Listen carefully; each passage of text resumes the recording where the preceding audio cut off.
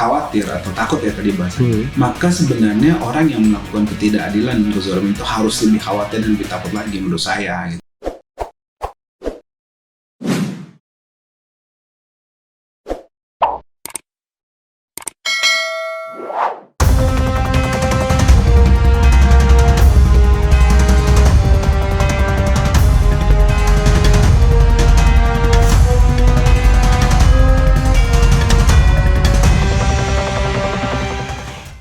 Bung Aziz ya, Anda kan mengurusi Habib Rizik ini sudah hampir setahun lah ya, kurang lebih. Setahun sih belum, 8 bulan ya, sesuai dengan. Tapi sebelumnya barangkali Anda juga ikut juga ya mungkin ya? Yes. Maksudnya untuk kasus Habib Riziknya sendiri, Anda sudah mulai terlibat kan sebelumnya, sebelum tanggal 12 itu kan?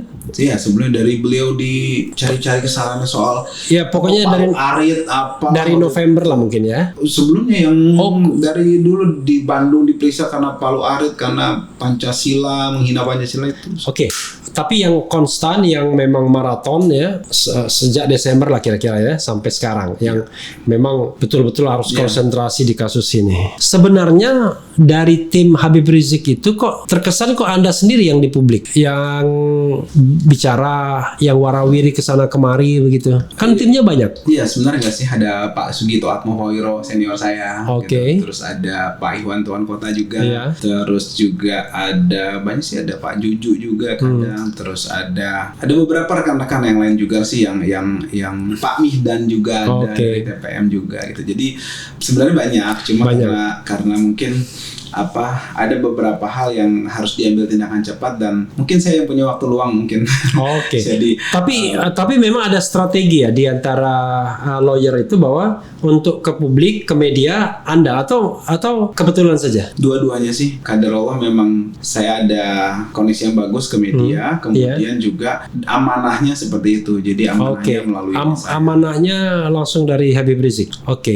Karena saya lihat di pengadilan Anda, kalau misalnya Habib Rizik butuh berbisiknya kepada Anda, Bung Aziz. Karena saya dekat aja duduknya. Enggak, saya lihat jauh kemarin itu.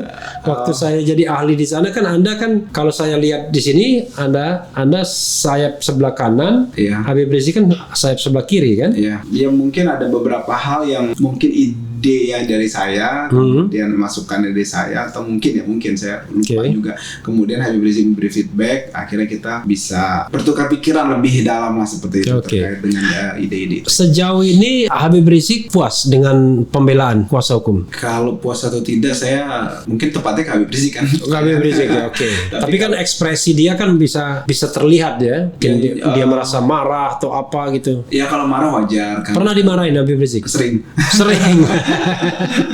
Dimarahin sering ya? Ya karena memang saya secara pribadi suka ditegur, suka berarti justru itu jadi menambah ilmu saya, kemudian juga menunjukkan bahwa yang bersangkutan ini peduli sama saya gitu kan. Dan juga ya saya sebenarnya nggak masalah sih kalau hal-hal dimarahin, ditegur itu, apalagi oleh guru ya seperti itu, jadi nggak masalah. Tapi nggak kapok ya? Enggak, insya Allah. Bahkan ketagihan.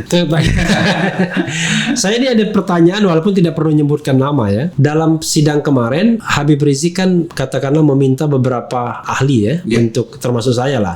Tapi jangan sebutkan nama.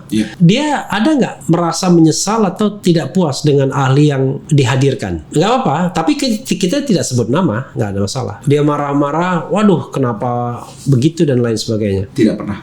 Nggak pernah ya? Setahu saya, seingat saya ada satu, tapi bukan ahli. Tapi saksi fakta yang keterangannya kurang tepat dan malah memberatkan. Tapi beliau nggak marah. Nggak marah ya. Beliau bukan tipe yang suka menyalahkan pihak lain, dan beliau ini, saya bersaksi bahwa beliau ini orang yang sangat bertanggung jawab terhadap umatnya. Artinya kesalahan meskipun bukan kesalahan beliau bersedia untuk menanggung risikonya seperti itu.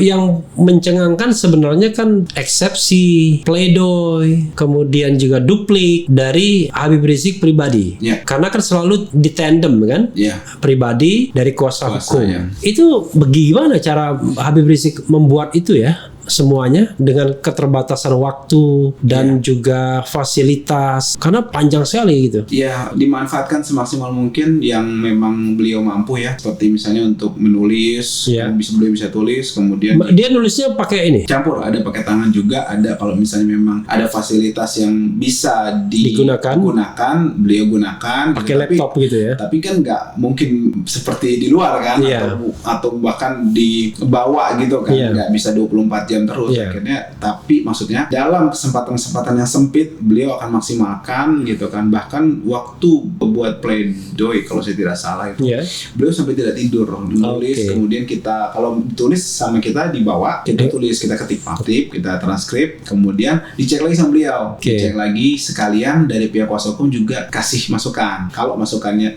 biasanya hampir semua masukan diterima sama beliau, tinggal dimodifikasi aja. Nah, seperti itu. Jadi karena ngeri-ngeri sedap isinya. Tapi karena ada beberapa sih yang memang beliau buat tanpa masukan juga ada. Beberapa bagian ya seperti itu. Misalnya menyebut nama gitu ya, itu kan ngeri-ngeri sedap sekali kan? Iya, kalau itu kita nggak mungkin dari kuasa hukum menyebut nama kan, karena selain juga kita tidak menguasai waktu itu kondisinya, itu kan biasanya kondisi yang sudah yang beliau alami kan, bukan dari sisi hukum. Itu kita tidak bisa memberikan masukan iya atau tidak karena itu pengalaman beliau sendiri ya. Iya, dan itu dimasukkan beliau tidak terkait dengan konteks hukum yang saya maksud tadi.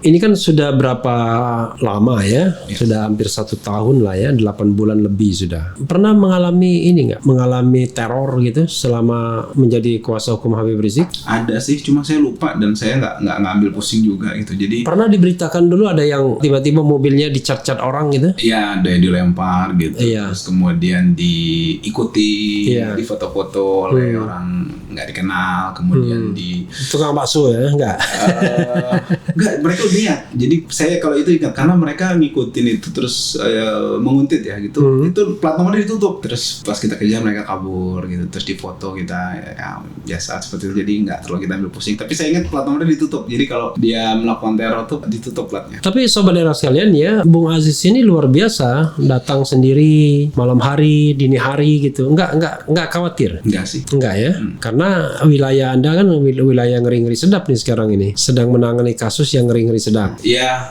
berdoa sama Allah, sama minta doanya Habib Rizik. Oke.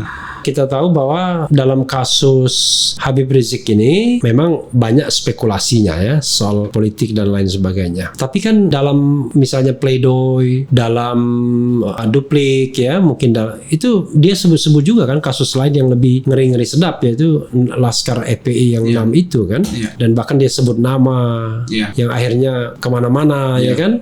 Itu kan bisa menyangkut Anda juga itu, karena kalau Habib Riziknya sendiri sih mungkin nggak bahaya-bahaya amat ya, karena tidak melibatkan kriminalitas. Tapi kalau 6 Laskar FPI itu kan ngeri-ngeri sedap ini. Saya pernah mau ngundang ke sini seseorang dari tim TV3, takut dia. Iya, kalau itu memang sih, kalau soal beberapa hal terkait, saya nggak tahu kategorinya apa ya, tapi kalau Bang Refli tadi katakan mengenai hal-hal yang terkait kriminalitas, murni kriminal maksudnya, apalagi yang disitu melibatkan nyawa manusia gitu kan, mungkin ada benarnya gitu kan. Tapi semua kan bisa saja mereka kait-kaitkan kan, misalnya soal KM50 atau soal Pak Munarman gitu kan. Kalau saya waktu itu soal Pak Munarman sepertinya waktu itu yang agak ngeri-ngeri sedap.